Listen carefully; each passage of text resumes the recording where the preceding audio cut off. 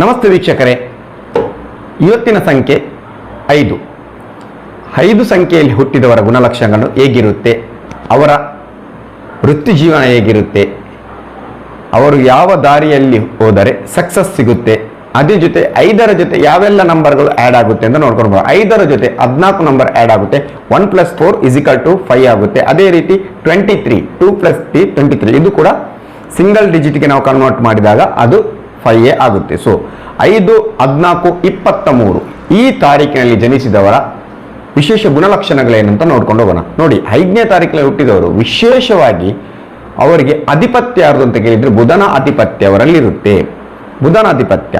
ಬುಧ ಎಂದ್ರೇನು? ಬುಧ ಅಂದರೆ ವಿಧ ವಿಧದ ಜಾಬ್, ಏಕಕಾಲಕ್ಕೆ ತುಂಬಾ ವಿಧ ವಿಧದ ಕೆಲಸಗಳನ್ನು ಮಾಡ್ತಕ್ಕಂಥವ್ರು ಇದೇ ತಾರೀಕಿನಲ್ಲಿ ಜನಿಸಿದವರು, 5ನೇ ತಾರೀಕಲ್ಲಿ ಜನಿಸಿದ. ಮತ್ತೆ 5ನೇ ತಾರೀಕಲ್ಲಿ ಹುಟ್ಟಿದವರು ಆದಷ್ಟು ಬೇಗ ಪ್ರೀತಿಗೆ ಬೀಳುವವರು ಯಾರಂದ್ರೆ, ಬೇಗ ಪ್ರೀತಿಗೆ ಬೀಳುವವರು ಯಾರಂದ್ರೆ 5ನೇ ತಾರೀಕು 14, 23 ಈ ತಾರೀಕಿನಲ್ಲಿ ಜನಿಸಿದವರು ಜಾಸ್ತಿ ಲವ್ ಅಲ್ಲಿ ಬೀಳ್ತಕ್ಕಂಥದ್ದು, ಯಾವಾಗಲೂ ಅದರ ಬಗ್ಗೆ ಜಾಸ್ತಿ ಆಲೋಚನೆ ಮಾಡ್ತಕ್ಕಂಥದ್ದು.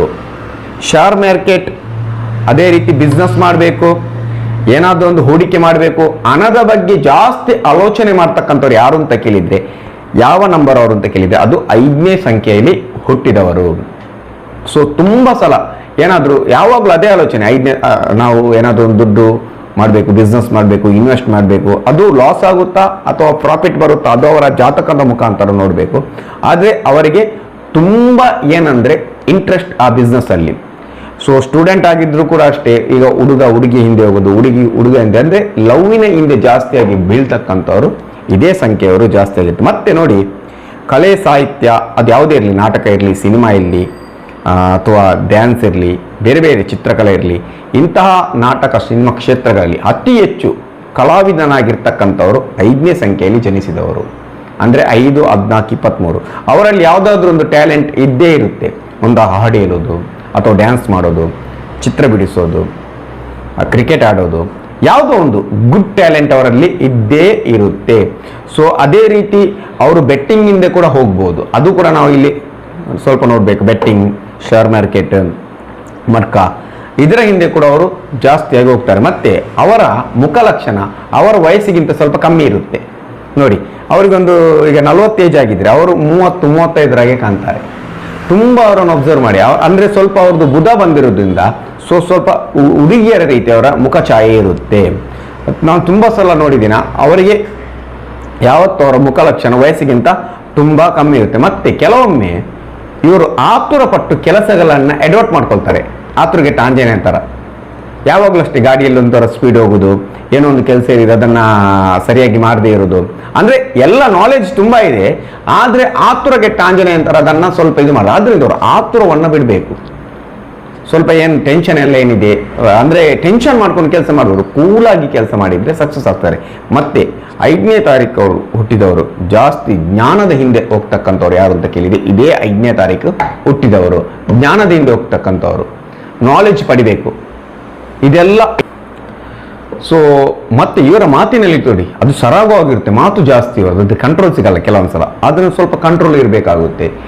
ಹಾಸ್ಯ ಪ್ರವೃತ್ತಿ, ಎಲ್ಲೇ ಮಾತಾಡ್ತಾ ಇರಲಿ ಅಲ್ಲಿ ಒಂದು ಕಾಮಿಡಿ ಥರ ಮಾತಾಡಿ ತಾನು ನಗ್ತಾ ಬೇರೆಯವರು ನಗ್ತಾ ಇರುವವರು ಇದೇ ಸಂಖ್ಯೆಯಲ್ಲಿ ಹುಟ್ಟಿದವರು. ಬೇಕಾದ್ರೆ ಅಬ್ಸರ್ವ್ ಮಾಡಿ ನೀವು, ಯಾವಾಗಲೂ ಕಾಮಿಡಿ ಮಾತಾಡೋದು, ಅಂದರೆ ತಮಾಷೆ ಮಾತಾಡ್ತಾ ಎಂಜಾಯ್ಮೆಂಟ್ ಮಾಡೋರು ಯಾರಂತ ಕೇಳಿದರೆ ಇದೇ ತಾರೀಕಿನಲ್ಲಿ ಹುಟ್ಟಿದವರು. ಮತ್ತು ಓದಿನಲ್ಲಿ ಇವರಿಗೆ ಜಾಸ್ತಿ ಇಂಟ್ರೆಸ್ಟ್ ಇರಲ್ಲ, ಏನಾದರೂ ಮಾಡಬೇಕು, ಬಿಸ್ನೆಸ್ ಮಾಡಬೇಕು, ಕಲಿಬೇಕು, ಮತ್ತೊಂದು ಪಡಿಬೇಕು, ಅದೇ ರೀತಿಯ ಒಂದು ಇಂಟ್ರೆಸ್ಟ್ ಇವರಲ್ಲಿ ತುಂಬ ಇರ್ತಕ್ಕಂಥದ್ದು.